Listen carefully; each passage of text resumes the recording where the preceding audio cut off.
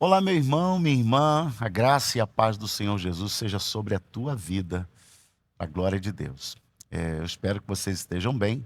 A gente está aí passando, né, por um surto de dengue, de até casos de influenza, também de Covid, mas a gente tem orado, temos buscado o Senhor, temos orientado também nossas ovelhas aí a se cuidarem, a se preservarem, e cremos que muito em breve esse período vai passar.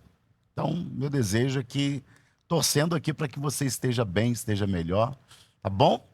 E a nossa intenção para gravar esse vídeo, nós tivemos aqui, todos sabem, foi uma oficina de liturgia na igreja, e algumas pessoas puderam participar dos dois momentos. Nosso irmão Murilo esteve nos ajudando a fazer nessa oficina, e no último encontro eu participei com ele ali 20 minutos fazendo algumas pontuações, mas algumas pessoas infelizmente não puderam participar, tiveram dificuldade, né, de participar dos dois momentos, me justificaram, e inclusive me deram a ideia de gravar esse vídeo para que a gente pudesse então, não passando as duas aulas, né, na íntegra, mas a gente vai aqui tentar fazer um resumo, né, daquilo que foi passado para que você possa estar acompanhando aquilo que Deus tem feito na vida da nossa igreja. Obviamente, muitos irmãos e irmãs já sabem, né? Já entendem sobre liturgia, já atuam na liturgia da igreja há muitos anos, mas é sempre bom a gente estar sempre reciclando, trazendo novas atualizações para que aquilo que a gente sabe fique melhor, né? E a gente então possa servir ao Senhor da melhor forma possível. Então, eu tenho algumas anotações, eu tenho algum material. Um material que foi usado na nossa oficina, o material foi usado pelo irmão Murilo, foi a carta pastoral do Colégio Episcopal, né? E sobre o tema dessa carta foi o culto da igreja em missão. Então, é um material em PDF, tá? Eu vou deixar o link desse material aqui na descrição do vídeo, é só você acessar aí a descrição e clicar no link, você vai direto para o lugar onde a gente hospedou o material, e você pode baixar e dar uma lida, né, na íntegra, porque você vai ter nesse material tudo mais detalhado, tá bom?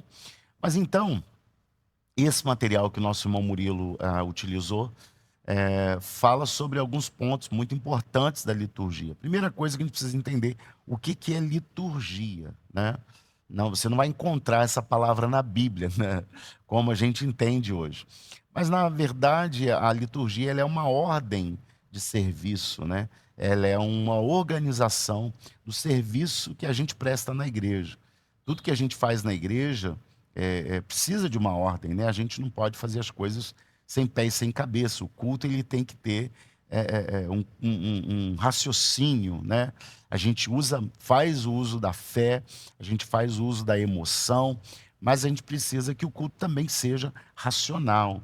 Então ele precisa ter uma ordem de culto, né? O nosso Deus também é um Deus que trabalha com ordem e decência. Então, todo culto, toda igreja tem liturgia. Embora umas e outras não usem esse termo, talvez as igrejas mais contemporâneas, mais worships, né? Não utilizem esse termo, mas se você acompanhar o culto delas ali e você passar o cronograma, o programa daquilo que foi feito ali, você vai ver que tem uma liturgia. Então, toda igreja, todo culto, toda religião praticamente segue uma organização de reunião, uma organização de missa, uma organização de culto, tá? Então, dentre tantos assuntos que foram tratados pelo nosso irmão Murilo, ele falou sobre o que nos move, foi a introdução desse material, o que nos move para o culto, no culto e na missão. É bom a gente sempre entender que quando a gente vem para a igreja, a gente tem muito aquele aspecto, né, de receber. Não deixa de ser uma verdade, você vem para receber e você recebe muita instrução, você recebe oração, você é ministrado, você aprende, você é tratado. Mas não é só para que tudo aquilo que você recebe na igreja fique em você. Então, quando a gente pensa nesse aspecto, né, o que nos move para o culto, na maioria das vezes, algumas necessidades nossas e a necessidade também de Deus, né, de estarmos em comunhão com Deus, de sermos úteis ao serviço, à liturgia, ao chamado que Deus nos deu. E o que nos move para o culto, no culto, e aí onde cada um se encontra com o seu dom, o seu ministério, porque somos uma igreja de dons e ministérios, então nos movemos também no culto. E depois disso, depois que a gente sai de casa e vem para o culto, e a gente chega no culto, também somos ali envolvidos no culto. E depois que a gente recebe tudo isso, que a gente presta também o serviço para tudo isso, qual é o nosso desafio?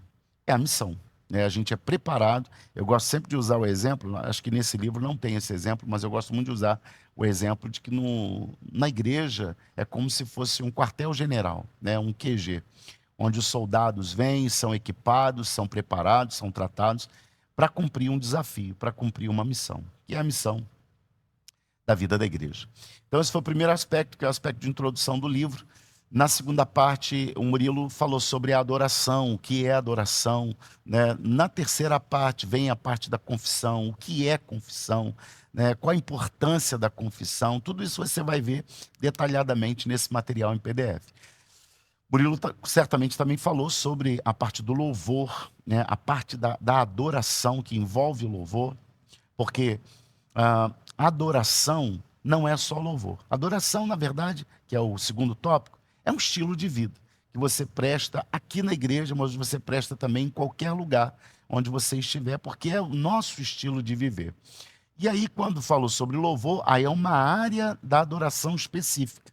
Na adoração, você tem várias áreas que você pode utilizar para adorar a Deus. No louvor, fala daquilo que a gente usa como voz, daquilo que a gente usa como instrumentos, daquilo como a gente usa como o teatro, por exemplo, ele pode ser um instrumento de louvor a Deus, enfim, são aspectos que a gente usa para poder exaltar o nome do Senhor. E louvor, na verdade, significa elogiar. Então, são ferramentas que a gente pode usar para engrandecer, para salmodiar, para exaltar o nome do Senhor.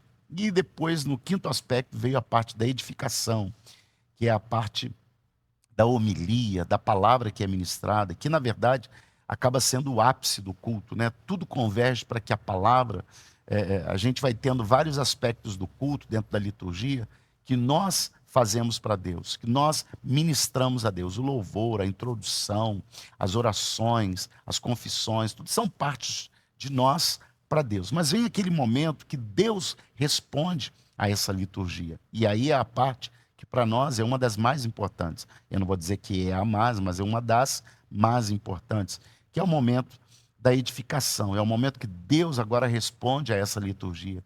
Que Deus fala, que Deus direciona através da edificação, da homilia, da palavra ministrada. Nosso irmão Murilo também falou sobre a Santa Ceia, né? A importância da comunhão. A Santa Ceia ela vai desenvolver em nós essa comunhão como igreja. E, por último, não menos importante, vem a parte da dedicação. O que seria a dedicação?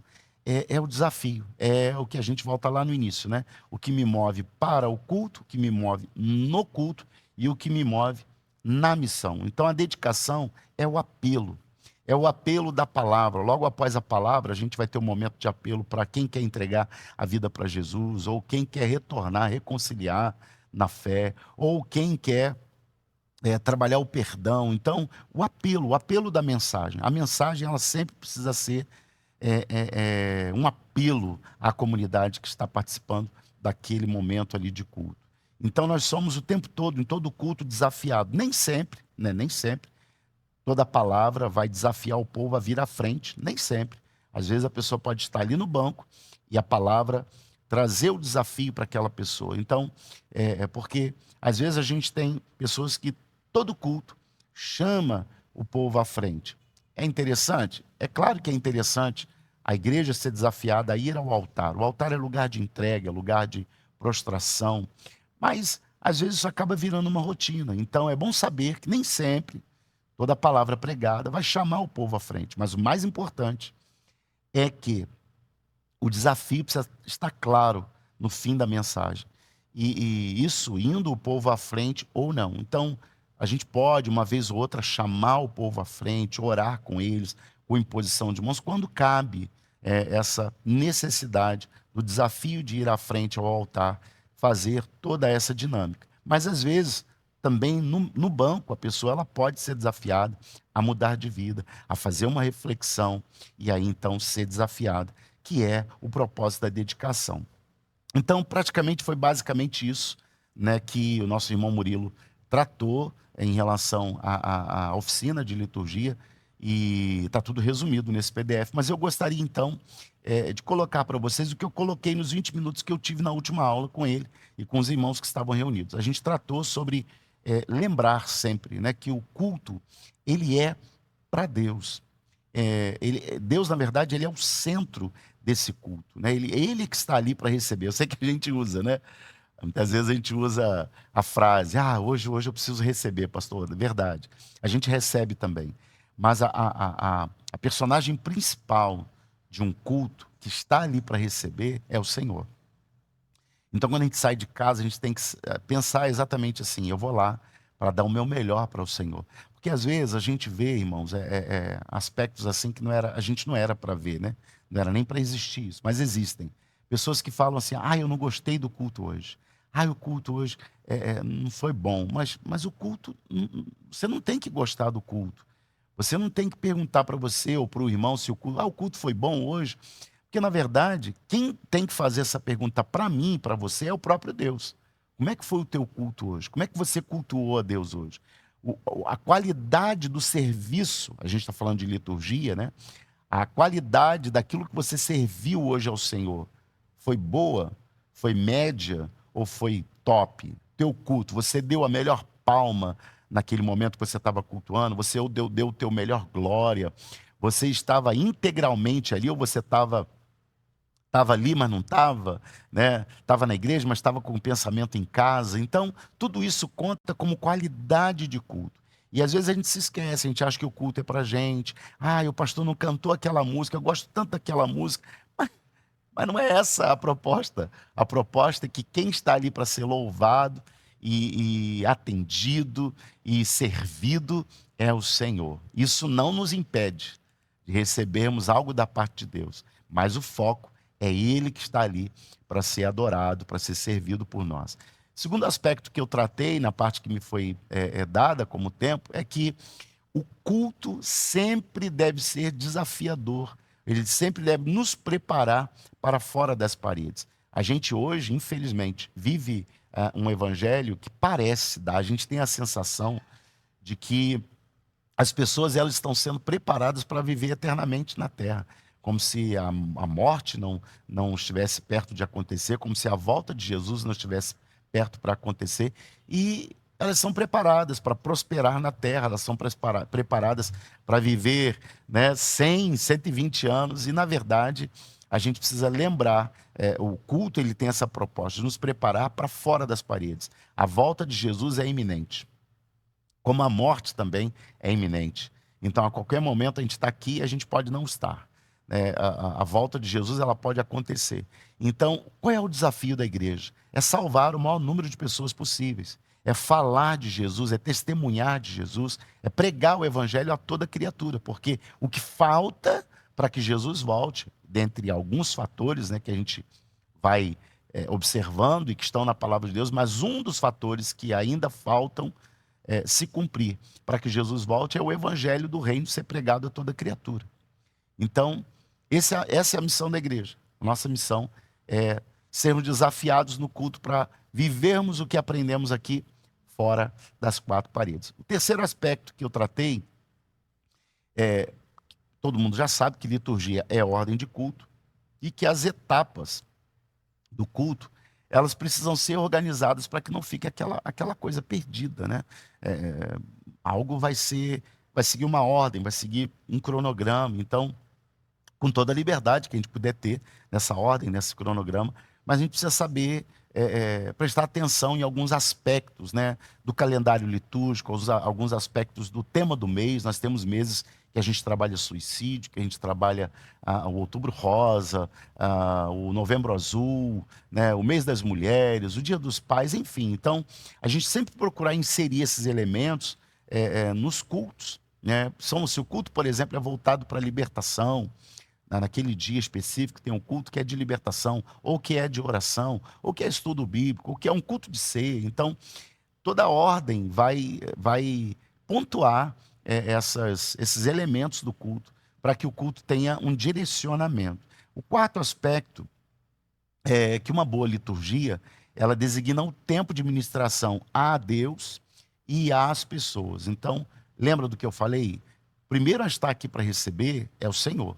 Deus está aqui para ser adorado, para ser louvado e para ser o elemento principal de adoração do culto. Mas nós também, muitas vezes, recebemos orações, nós recebemos palavras de edificação, nós recebemos muitas vezes cura. Quantas pessoas não são curadas no culto? Quantas pessoas não são libertadas de um vício durante uma ministração no culto? Então, o culto ele tem que ter esse aspecto de, primeiramente, ministração a Deus, louvor, adoração, oração, e também ministração às pessoas.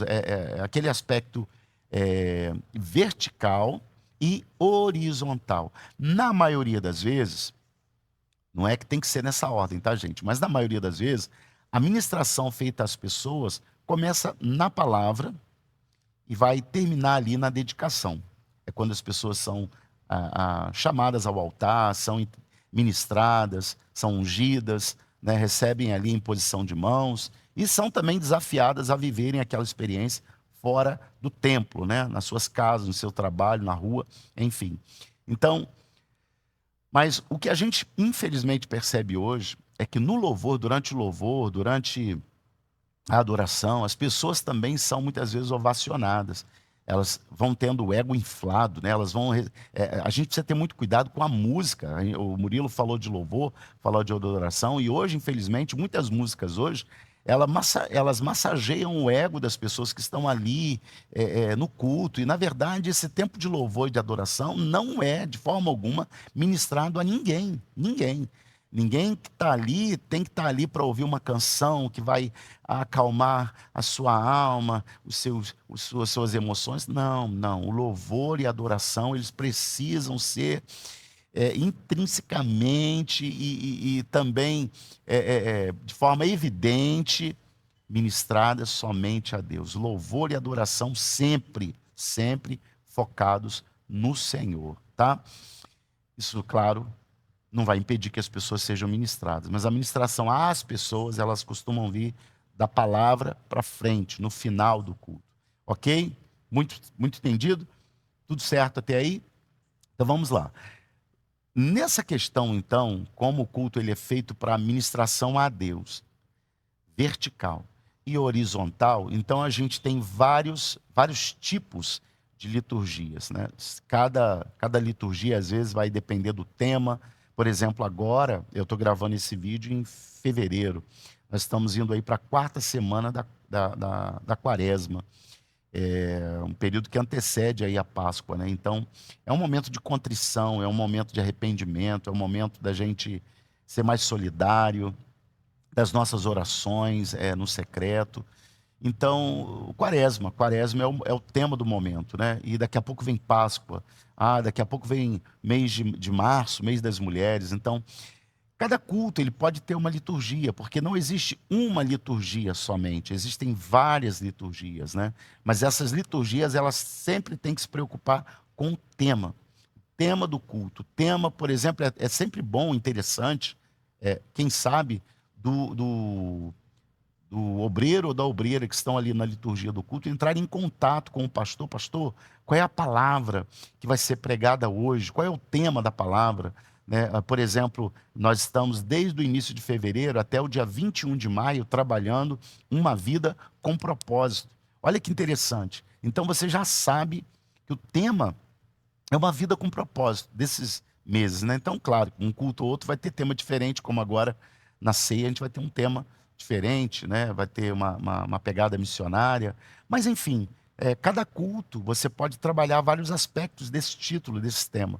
E assim a gente vai, então, trabalhando os vários tipos de liturgia que a gente pode desenvolver. Por exemplo, existe liturgia para culto de ação de graças, existe liturgia da Eucaristia ou da ceia, né? existe a liturgia profética, né? Existe a liturgia dinâmica, existe a liturgia de consagração, consagração de um lugar, consagração de obreiros, consagração de elementos, enfim. E existe também a liturgia de batismo. Então a gente tem para cada situação, para cada momento específico, uma liturgia que vai ser adequada àquele tipo de reunião, aquele tipo de serviço prestado ao Senhor. Se você perguntar para mim, pastor, qual a liturgia que o senhor mais gosta? É claro, todas as liturgias elas são maravilhosas, elas são necessárias, mas eu gosto muito da liturgia dinâmica. Por que eu gostaria de pontuar sobre ela? Porque a liturgia dinâmica, ela deixa o culto mais dinâmico. E por que deixa o culto mais dinâmico? Porque não é uma única só pessoa que faz a liturgia. Por exemplo, você tem na escala, eu vou dar um exemplo, vou colocar uma escala aqui de exemplo. Você tem a escala, digamos, o Murilo. Vou citar o Murilo que deu aula, né? O Murilo está na escala da liturgia, ele é o dirigente do culto no domingo. Mas ele não precisa fazer a liturgia sozinho. Ele pode aplicar a liturgia dinâmica. Quando a liturgia é dinâmica, o que o Murilo vai fazer? Bom, ele vai fazer a abertura, aí ele vai escalar, ele vai entrar em contato com outra pessoa, essa pessoa vai fazer o ofertório, e aí ele vai entrar em contato com uma terceira pessoa, essa terceira pessoa vai ficar responsável para orar pelas crianças, né? Tudo na sequência, né? E, por último, ele vai fazer contato com uma quarta pessoa, que é a pessoa que vai orar pela palavra, pelo pastor ou pelo pregador na hora da palavra. Olha só, uma liturgia que envolveu 4 pessoas. Então ela ficou dinâmica, não ficou uma única pessoa fazendo. E isso é legal porque você acaba, muitas vezes, ajudando pessoas que têm dificuldade, às vezes, em fazer uma liturgia inteira, né? Então ela vai pegar um momento. Então, uma vez ela vai fazer oferta, outra vez ela vai orar pelo pastor, outra vez ela vai orar pelas crianças. E ela vai, então, se habituando a esse ambiente, se habituando a essa dinâmica, até que um dia ela consiga fazer a liturgia sozinha. E aí ela já consegue dar conta de organizar um culto, de fazer ali toda a parte organizacional de um culto. Então, eu gosto mais, né, dessa liturgia dinâmica, porque ela prepara pessoas, porque ela capacita pessoas e ela também traz um dinamismo, né, no culto. Então, algumas coisas que eu achei interessante, eu pontuei no dia que a gente teve essa reunião, é de algumas coisas que a gente precisa, irmãos, ter cuidado e deve se evitar ao máximo o que eu vou falar agora. Bom, primeira coisa é menosprezar a quantidade de pessoas. Às vezes acontece da gente estar num culto, né, num dia chuvoso, e aí ter ali 3, 4, 5, 6 pessoas, aí a gente começa a falar, né? Ah, gente, é pouca gente, né? É quase ninguém está vindo no culto hoje, mas a gente vai adorar a Deus assim mesmo, né? E isso não se faz. Isso não se faz. E por que não se faz?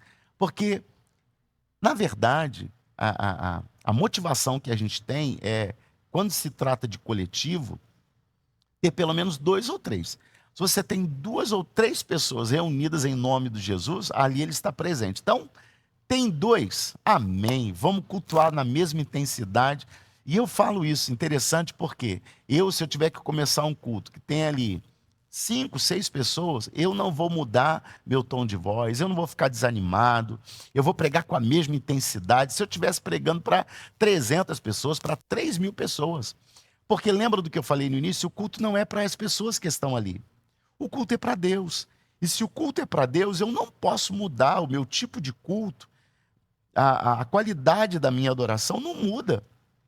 Claro, a gente quer sempre mais e mais pessoas adorando a Deus, mas isso não é uma condição, isso não é uma circunstância que vai melhorar ou piorar a minha qualidade da adoração, da minha entrega. Então, quando tem pouca gente, eu adoro do mesmo jeito. Quando tem muita gente, eu continuo do mesmo jeito adorando ao Senhor. Então, esse tipo de comentário, às vezes, desanima até quem está no culto, que já veio numa dificuldade, porque geralmente essas coisas acontecem ou quando está muito frio, ou quando está calor demais, aquele calor insuportável, ou quando está chovendo, ou quando está uma pandemia, um surto de dengue na cidade. Aí, às vezes, a gente tem aquele culto com menos pessoas, né? 3, 4, 5, 10 pessoas. E aí a gente tem que ter o cuidado de, na hora de começar o culto, não levar esse comentário para o lado pejorativo. Ah, irmãos, a gente é pouquinho, né? Mas vamos adorar a Deus assim mesmo. Tem pouca gente. Não, não foca nisso. Não foca em quem não veio, porque quando você fala, você está focando em quem não veio.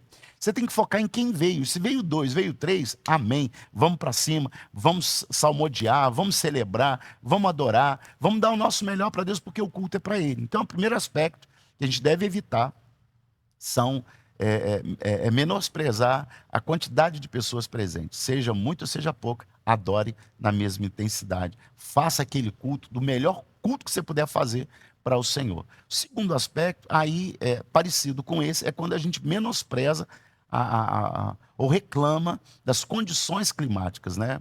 Então, isso não é legal também, porque não deixa de ser um tipo de murmuração, né? Então, se está chovendo, pode ser que um ou outro não venha por causa da chuva, mas glória a Deus pela chuva, né? Quantos agricultores, quantas situações dependem da chuva, e mesmo que, não é chuva, é calor, está um calor insuportável na minha cidade, e a minha igreja não tem ar-condicionado.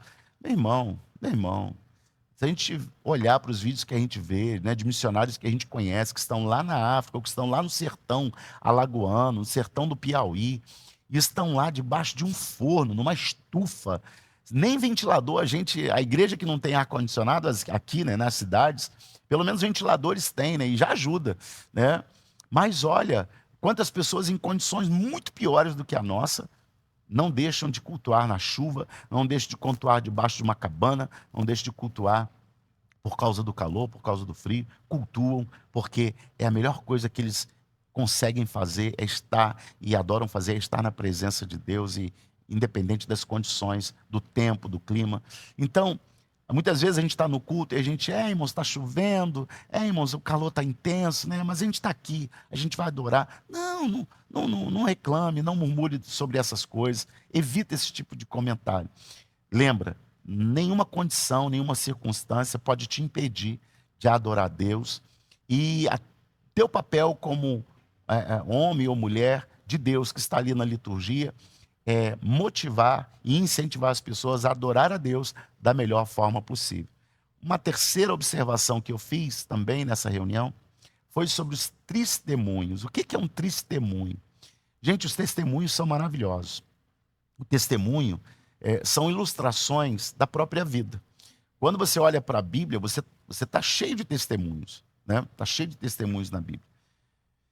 E quando a gente conta algo que aconteceu conosco, isso também edifica, tal como a Bíblia. Isso pode edificar uma vida, isso pode trazer esperança para uma pessoa. Mas existem situações, eu já tive situações assim, de deixar uma pessoa pegar o microfone para dar um testemunho, que eu me arrependi. Porque a pessoa falou um monte, falou coisas que não devia, menosprezou situações, infelizmente.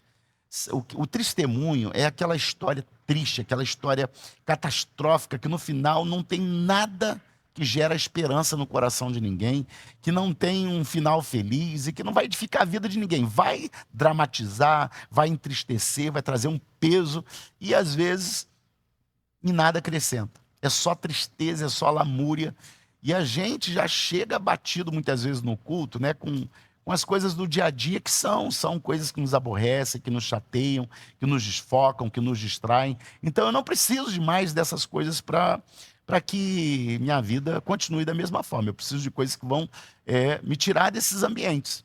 E o testemunho, infelizmente, não muda a vida de ninguém. Até muda, mas para pior.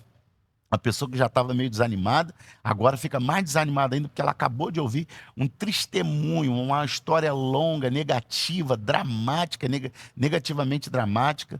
Então, evita testemunhos. Se você for contar uma história, ela pode ser dramática? Pode. Ela pode ser triste no início? Pode. Ela pode ser catastrófica, assim, trágica no início? Sim, mas ela necessita de ter um final feliz. Necessita de trazer no final daquela história um ponto de esperança, uma reflexão que aumente a fé, que acrescente e edifique na vida de quem está ouvindo aquele testemunho. Porque se ela tiver esse aspecto no final, ela deixa de ser um testemunho. Mas se não tiver nenhuma história, nenhum ponto no final que a edifique, que acrescente, que some na vida da pessoa, então não conta. Porque aí é um testemunho. Bom, E por último, não menos importante, o último aspecto que eu tratei foi, acima de tudo, a gente ter o cuidado com o tempo, né? Obviamente que, às vezes, a gente extrapola um pouquinho no louvor, ou o irmão que vai fazer a reflexão ali no início, né, da introdução do culto, ele tem 5 a 7 minutos, aí ele acaba falando 10, 15 minutos. Isso acontece, gente, isso acontece. Mas isso não pode ser algo o tempo todo acontecer isso, né? E aí o que que acontece? Quando eu tenho zelo, né, pelo tempo que me deram para eu fazer a introdução, ou para eu fazer a oferta, ou para eu, enfim, fazer o ato litúrgico, o louvor, né, seja a parte que for cabida a cada ministério, eu não prejudico o próximo que vem após mim, né? Por exemplo, se o irmão que vai fazer a introdução, ele falar 20 minutos, ele vai prejudicar o louvor. O louvor vai ter que cortar ali um ou dois louvores porque extrapolaram o tempo no início. Isso para não prejudicar o pregador. E às vezes acontece de quem está na palavra seguir ali o tempo certinho, 5, 7 minutos para abrir um culto, e o louvor extrapola. Aí o que acontece quando o louvor extrapola? O pregador fica prejudicado. Então, a gente precisa ter esse cuidado, né? De cada um que está ali na sua função, quem vai começar o culto, quem vai ministrar o louvor, quem vai fazer a parte dos avisos. Está tudo muito bem alinhado, tudo muito bem assim, com zelo, né? Zelo e dedicação para com o tempo, para que o próximo não seja prejudicado, né? Então, muitas vezes a gente acaba prejudicando alguém, sempre, né? Pelo menos quase sempre a gente prejudica alguém quando a gente extrapola no tempo. Então, meus irmãos, eu espero que esse resumo, né, acrescente na tua vida, te ajude a aprimorar aquilo que eu sei que você já sabe, mas se torne melhor, né? A gente está aqui para toda vez que a gente está junto como igreja, a gente quer dar o nosso melhor para o Senhor. Então, se você acha também, achou interessante esse conteúdo e crê que vai também edificar outras pessoas, compartilha. Você pode, esse vídeo está público, você pode compartilhar ele com outras pessoas e que o nosso serviço a Deus seja sempre o melhor possível. Lembre-se que o Deus Todo-Poderoso abriu mão de sua glória, se tornou homem como nós, e sendo homem como nós, veio aqui para nos servir. Foi ele quem lavou os pés dos seus discípulos. E a gente sempre usa dessa frase, ela não é uma frase bíblica, né, mas é uma frase muito verdadeira, que diz assim: se eu não sirvo para servir, eu não sirvo para viver. Se eu não vivo, aliás, corrigindo a frase, se eu não vivo para servir, então eu não sirvo para viver. Esse foi o propósito, né, dessa aula de oficina de liturgia. Todos nós podemos fazer alguma coisa. Quem já me viu, muitas vezes assim, eu estou ali, eu estou passando pelo corredor da igreja, e às vezes eu vejo um sorvete derramado, um guaravita derramado, um copo no chão, um papel no chão, eu pego. Não é porque eu sou pastor que eu não vou pegar. Porque se eu estiver dentro da minha casa e eu ver uma coisa jogada, eu ver uma sujeira, eu vou limpar. Então, a casa de Deus também é a nossa casa e a gente precisa cuidar dela. E tudo que a gente faz, não só o momento do culto em si, mas cada coisa que a gente faz. Eu vi que está sem copo ali, né, no bebedouro, ou está sem água no galão, né, está acabando a água. Então, se você não puder, então avisa quem de repente sabe onde estão as coisas, ou alguém que possa pegar. Mas isso já ajuda, porque tudo é serviço. Quando eu oro por alguém, eu estou servindo aquela pessoa e estou servindo a Deus também.